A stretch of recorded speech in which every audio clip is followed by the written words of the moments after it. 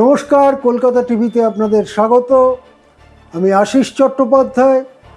জাতীয় রাজনীতিতে এমন কতগুলো ঘটনা ঘটছে যেগুলো আমাদের ক্রমশই একটা নতুন রাজনৈতিক পরিস্থিতির দিকে নিয়ে যাচ্ছে। আমি আপাতত যে জিনিসগুলো একেবারে সামনে এসে দাঁড়িয়েছে সেই জিনিসগুলো দুই একটা আপনাদের সামনে তুলে ধরতে চাই। আমরা দেখলাম তামিলনাড়ু বিধানসভায় একটা প্রস্তাব পাশ হলো, যে প্রস্তাব অমিত শাহ নরেন্দ্র মোদীর সাধের লোকসভার আসন সংখ্যা বাড়ানো বা ডিলিমিটেশন বিলের বিরুদ্ধে। আমরা দেখলাম যে সেই বিল যেটা পেশ করলেন মুখ্যমন্ত্রী বিজয়, সেই বিলে মুখ্যমন্ত্রীর পক্ষে ভোট দিলেন ডিএমকের এমএলএরা। তার মানে ডিএমকে স্পষ্ট করে দিল যে কংগ্রেসের সঙ্গে তাদের সম্পর্ক যতই খারাপ বা ভালো থাকুক না কেন, লোকসভার সদস্য সংখ্যা বাড়াবার যে কোনো উদ্যোগের বিরুদ্ধে তারা যাবে। এদিকে অমিত শাহ নরেন্দ্র মোদীরা আশা করেছিলেন যে এই 22 জন, অর্থাৎ লোকসভায় ডিএমকের এখন সদস্য সংখ্যা 22, এই 22 জনের সমর্থন যদি পাওয়া যায় তাহলে সংখ্যাটা খুব কমে আসে 2/3 পাওয়ার থেকে, তখন বাকিটা কোনো রকমে ম্যানেজ করা যাবে। কিন্তু ডিএমকের 22 জন যখন বিরোধী পক্ষেই ভোট দেবে, তখন 2/3 পাওয়ার থেকে 36টা আসন পেছনে চলে গেল নরেন্দ্র মোদীরা, এবং এই 36টা আসন বা 36টা ভোট লোকসভায় জোগাড় করা অসম্ভব বলেই মনে করছেন রাজনৈতিক বিশেষজ্ঞরা। কেন? তৃণমূল যতখানি ভাঙার আপনি ভেঙেছেন, আপনি শিবসেনা যতখানি ভাঙার ভেঙেছেন, আপনি আশা করেছিলেন ডিএমকে ভাঙিয়ে আপনাদের দিকে নেবেন, সেই আশা জলাঞ্জলি গেছে। আর কে আছে যার থেকে আপনি ভাঙাতে পারেন? হ্যাঁ, একসময় এরকম গুজব উঠেছিল যে সমাজবাদী পার্টি উত্তরপ্রদেশের, তাদেরকে আপনি ভাঙাতে চেষ্টা করছেন, কিন্তু পরবর্তীকালে দেখা গেল বাদল অধিবেশন শেষ হয়ে গিয়েছে লোকসভার, এবং সেই ধরনের কোনো বড়সড় উদ্যোগ আপনারা সমাজবাদী পার্টির মধ্যে নিতে পারেননি। আর একজন দুজনকে ভাঙিয়ে তো কোনো আপনারও লাভ নেই, আর একজন দুজন ভাঙালে তাদের সাংসদ পদ খোয়াতে হবে, সেটাও পরিষ্কার। সেই জন্যে 36টার যে গ্যাপ, 2/3 গরিষ্ঠতা পেতে গেলে, সেটা আজকে আর অমিত শাহ নরেন্দ্র মোদীর পক্ষে হাসিল করা সম্ভব নয়। তার ফলাফল এক, যেটা মনে করা হয়েছিল আজ 16 তারিখ বা কাল 17 তারিখ সংসদের বিশেষ অধিবেশন ডেকে ডিলিমিটেশন বিল পেশ করে পাস করাবার চেষ্টা করা হবে, তার সম্ভাবনা বিলীন হয়ে গিয়েছে বললেই মনে করা যেতে পারে। বিলীন হয়ে গিয়েছে, আর সম্ভবত বিশেষ অধিবেশন ডাকা হচ্ছে না। তাহলে কখন এটা পেশ করা হতে পারে?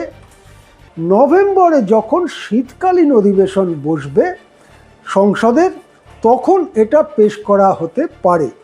এখন নভেম্বরে কি শাসক পক্ষের সাংসদ সংখ্যা আজ যা আছে তার থেকে বাড়তে পারে?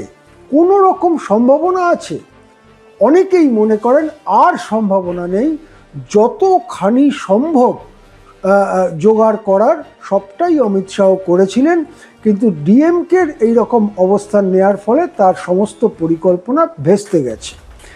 তা এখন প্রশ্ন হচ্ছে, তাহলে ডিলিমিটেশন বিল, যার জন্য 2/3 জোগাড় করা, তার জন্যই তৃণমূল ভাঙানো, তার জন্যই তাদেরকে এনসিপিআইতে যোগ করানো, সেই প্রয়োজনটাই যদি না থাকে, তাহলে এনসিপিআইতে তৃণমূলের 20 জন সাংসদকে ভিড়িয়ে সেই বদনাম বিজেপি কি নিতে চাইবে? আর তাদের কি কাজ রইল এনসিপিআই এর 20 জন যেটা সাধন করতে পারে?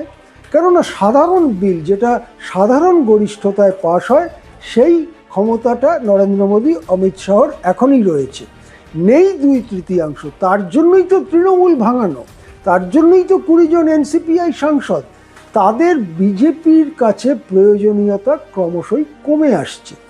সেক্ষেত্রে তাদের বিজেপিতে নেওয়া, তাই নিয়ে সুপ্রিম কোর্টে মামলা হওয়া, তাই নিয়ে নানান রকম সম্ভাবনা সামনে দাঁড়িয়ে সম্ভবত এই এনসিপিআইদের দ্রুত বিজেপিতে নেওয়ার যে কথাবার্তা চলছিল, সেই কথাবার্তায় ইতি পড়তে চলেছে। তাহলে এই 20 জন কী করবেন? আমরা দেখতে পাচ্ছি যে শিবসেনার 6 জন সাংসদ যারা উদ্ধব ঠাকরের সঙ্গে ছিল, তারা একনাথ শিন্ডে শিবিরে ঝাঁপ দেওয়ার ফলে একটা মামলা হয়েছে সুপ্রিম কোর্টে, যে মামলা সুপ্রিম কোর্ট খুব শিগগিরই কিছু রায় বা কিছু অর্ডার দেবে বলে অনেকে মনে করছেন। সেক্ষেত্রে যে সাংসদরা ওইভাবে শিন্ডের দিকে গেছেন, তাদের সাংসদ পদ খোয়ানোর মতো রায়ও সুপ্রিম কোর্টে হতে পারে। সুপ্রিম কোর্টে যেহেতু এই মামলাটা চলছে, তাই নির্বাচন কমিশনও ঋতব্রত তৃণমূলকে স্বীকৃতি দিচ্ছে না, তারাও চুপ করে বসে আছে সুপ্রিম কোর্টে কি হয়। আবার দেখুন, লোকসভায় অধ্যক্ষ ওম বিড়লা তারাও কিন্তু এনসিপিআইকে স্বীকৃতি দিচ্ছে না। যখন তাদের কোনো সাংসদ বলতে উঠছেন, তখন ধরুন সুদীপ বন্দ্যোপাধ্যায় বলতে উঠলেন, তখন কিন্তু লোকসভা টিভি দেখাচ্ছে সুদীপ বন্দ্যোপাধ্যায় এআইটিসি মানে তৃণমূলের সাংসদ।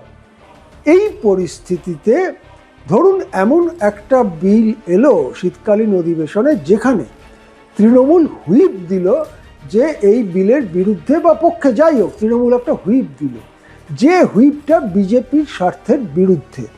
তখন এই এনসিপিআই এর সাংসদরা কি করবেন?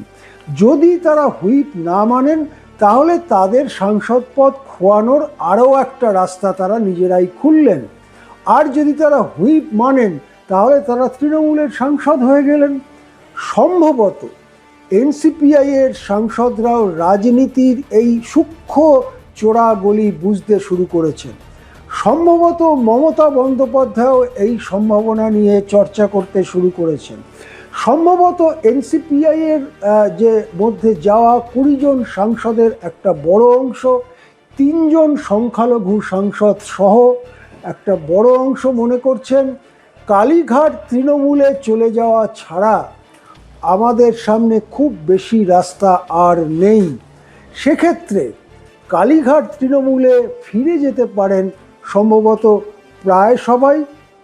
বিশেষ 2-4 জনকে হয়তো মমতা বন্দ্যোপাধ্যায়ই নিতে রাজি হবেন না, তারা ছাড়া প্রায় সবাই।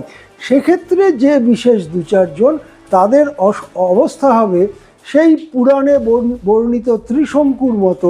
তারা মাঝ আকাশে ঝুলে থাকবেন, তারা না যেতে পারবেন স্বর্গে, না আসতে পারবেন মর্তে, এবং তাদেরকে প্রত্যেকটি হুইপ যেটা তৃণমূল দেবে সেটা মানতে হবে।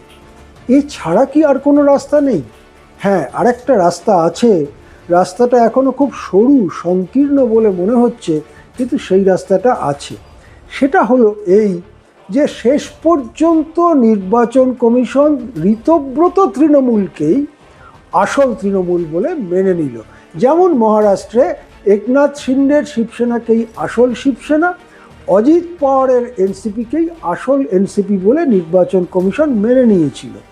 সেক্ষেত্রে ঋতব্রত বন্দ্যোপাধ্যায়ের নেতৃত্বাধীন তৃণমূলই হবে আসল তৃণমূল, এবং সেই আসল তৃণমূলে এই 20 জন গিয়ে ঝাঁপ দিতে পারেন।